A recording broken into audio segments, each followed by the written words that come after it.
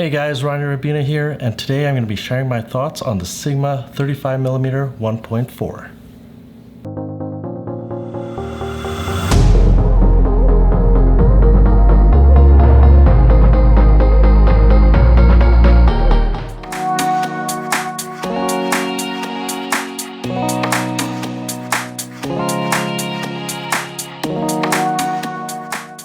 So this won't be an in-depth review like many others on YouTube. Instead, I'm just going to share my experience about what I liked and disliked about the lens. I found myself using the Nikon 35mm 1.8 a bit more, so it only made sense for me to upgrade to a faster f1.4 lens. So one thing I'm noticing right away about the Sigma 35 1.4 is that it's much bigger and it weighs a lot more than the 35 1.8. I don't think it's going to be that much of an issue because most of my lenses are heavy anyways.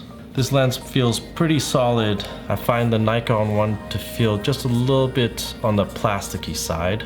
But unfortunately the Sigma does not have weather sealing, although I wouldn't be too worried about a little bit of rain falling onto this lens. And another thing I notice with the Sigma as well is that the focusing ring feels a lot smoother. The Nikon focusing ring is just not as smooth as the Sigma.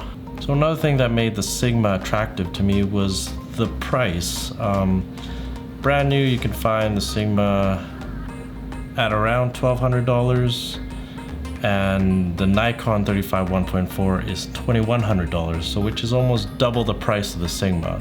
If you're on a budget, the Nikon 35mm 1.8, which you can find for around $670, might be the better choice for you.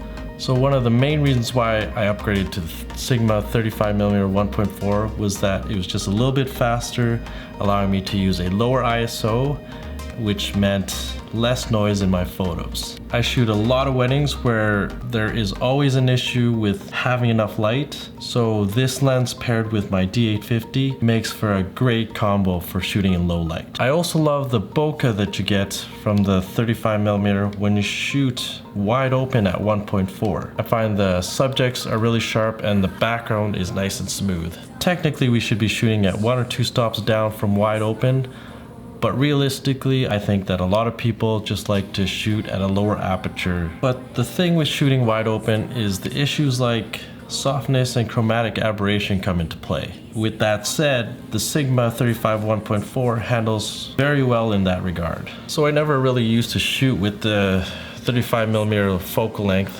but when I first bought the Nikon 35 1.8, I found myself just using it more, and the more I used it, the more I fell in love with the focal length. The nice thing about it is it kind of brings more of the background into your photo, so it helps tell more of a story. Not only can you take portraits with this lens, you could also take pretty decent landscape photos as well. But overall, I really love the look of the 35mm. Also really love the look of the smooth bokeh. I'm still trying to figure out how to say that word. But anyways, I think it's bokeh, so we'll stick with that. This lens is also a great price compared to the Nikon 35mm 1.4, almost half the price of its Nikon counterpart. The only negative thing that I noticed about the Sigma 35 1.4 is the size and the weight, but it's definitely not a deal breaker for me. So that's it. If you guys want to see more videos like this, please let me know in the comments below. Always remember to create and appreciate. If you guys like my videos, please like and subscribe, and I'll see you guys later.